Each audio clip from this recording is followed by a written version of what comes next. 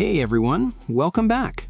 Today we're going to tackle something that affects everyone's life, whether you notice it or not, but almost no one explains properly. Inflation. If inflation disappeared tomorrow, the entire financial system would seize up. That's not speculation, that's reality. That's how the system is designed. Because inflation isn't just about prices going up. It doesn't just make life more expensive. For some people, it actually makes life easier, and almost no one explains why.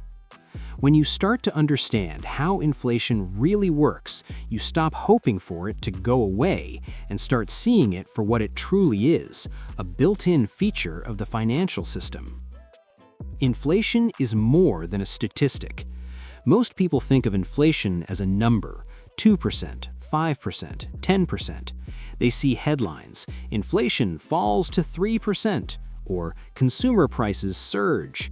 But here's the thing, you don't experience inflation in percentages. You experience it at the grocery store. You feel it at the gas pump.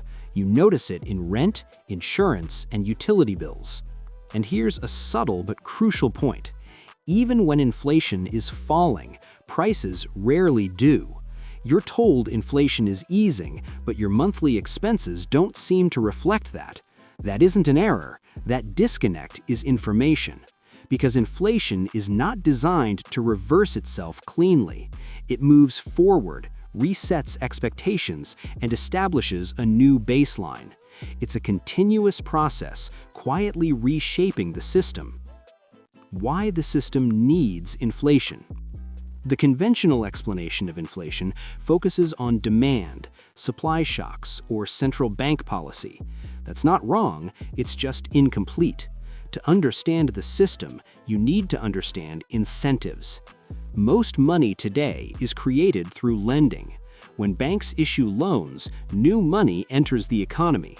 That money doesn't come from nowhere, it comes from debt. Every dollar in a typical economy is, in one way or another, tied to someone's obligation to pay it back. That creates a fundamental requirement. The system must grow or it collapses. If growth slows too much, defaults rise, cash flows tighten, banks and businesses face stress. Debt-heavy systems need expansion, and inflation is the built-in solution. Inflation is the pressure release valve. It allows the economy to expand without collapsing under the weight of fixed obligations. It reduces the real burden of debt, keeping money moving instead of freezing in place. This is why inflation keeps returning, even after periods where it seems under control. The goal is never zero inflation. The goal is managed inflation. Inflation as a transfer of value. Here's where it gets interesting. Inflation doesn't just make prices rise, it transfers value. Specifically, it shifts wealth gradually from holders of cash and fixed income to borrowers and asset holders. When prices rise, the nominal value of debt doesn't change. That means if you borrowed $100,000 10 years ago, you're still paying back $100,000 today. But the money you use to pay it back is worth less. Your obligation remains the same on paper, but in real terms, it's lighter. This process is subtle, almost invisible in the short term, but over decades it compounds. That's why inflation doesn't feel like a single event. It's a slow, persistent headwind reshaping wealth quietly over time. It also explains why holding cash feels safe, but ultimately leaves you behind. Your purchasing power erodes, while debt becomes cheaper to service. Asset prices often rise faster than everyday wages. Systems that rely heavily on leverage tolerate inflation, even when it's unpopular. Inflation follows incentives. Inflation isn't random, it follows incentives, and incentives tell you what the system values most. The system prioritizes the stability of debt over the stability of purchasing power. Those two things aren't the same, and when they conflict, debt wins. That's why policymakers tolerate or even encourage inflation, even though it causes pain for savers and everyday consumers. New money doesn't flow evenly. It enters through specific channels: financial institutions, markets, asset purchases. Those closest to these channels see the benefits first. By the time inflation affects everyday goods, much of the advantage has already been captured elsewhere. This explains why inflation often feels invisible at first and painful later. It's not that people missed it, it's that they experienced it last. The psychology of inflation. Inflation also reshapes behavior. People adjust to gradual changes, so the effects compound without triggering immediate panic. Wages, prices, and expectations all adjust over time. That's why temporary inflation can feel permanent. Even when central banks slow the rate of increase, the new baseline persists. People recalibrate and the economy keeps moving forward. The system doesn't wait for a perfect reset, it evolves in motion. Understanding this is critical. Inflation isn't a failure, it's not a flaw, it's a designed feature, a mechanism to maintain balance in a complex, debt-driven world. How inflation shapes wealth. If you're holding cash, inflation feels like a loss. If you're holding debt, it feels like a gain. If you're holding assets, stocks, real estate, commodities, it often feels like a hedge. Inflation acts as a silent wealth transfer mechanism. It rewards those positioned close to new money flows and penalizes those who aren't. And because this happens gradually, it rarely triggers outrage in the moment, but over time, it dramatically reshapes financial landscapes. Think of it as a river. Cash sits on the bank. Debt flows through the channel. Assets ride the current. The river rises, reshaping the banks over decades. You either ride with it or get left behind. Inflation and policy. Policymakers rarely aim for zero inflation. They aim for stability in debt, growth in the economy, and predictability in markets. When inflation becomes too high, they intervene, raising interest rates, tightening money supply, but the underlying incentives remain. This is why periods of low inflation are always temporary. The system requires some level of inflation to function. It's baked into the architecture.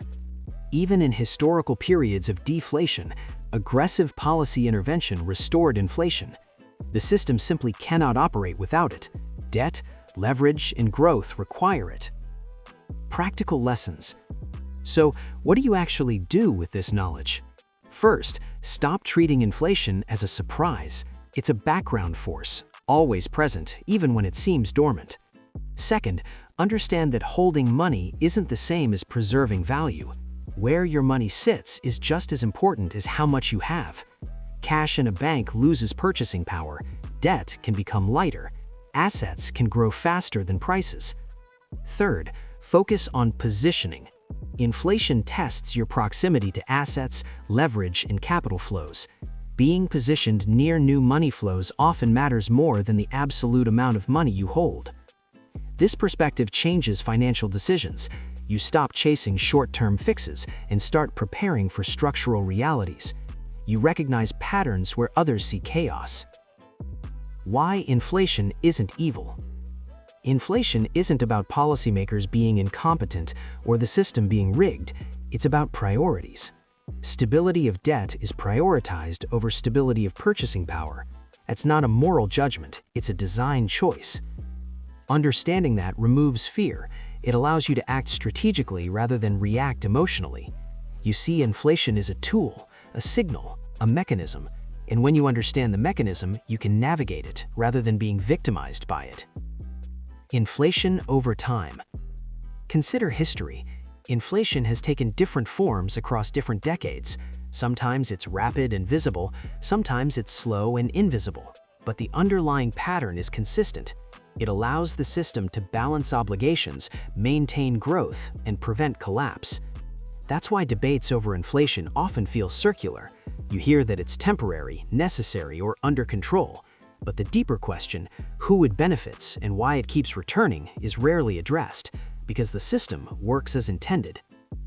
Inflation isn't accidental. It's a feature of a debt-based, credit-driven system. It enables growth, reduces the real weight of debt, and transfers value in predictable ways. It's not a sudden shock, it's a slow, steady force. Recognizing this changes everything. You stop fearing inflation as a random event. You see it as a structural reality.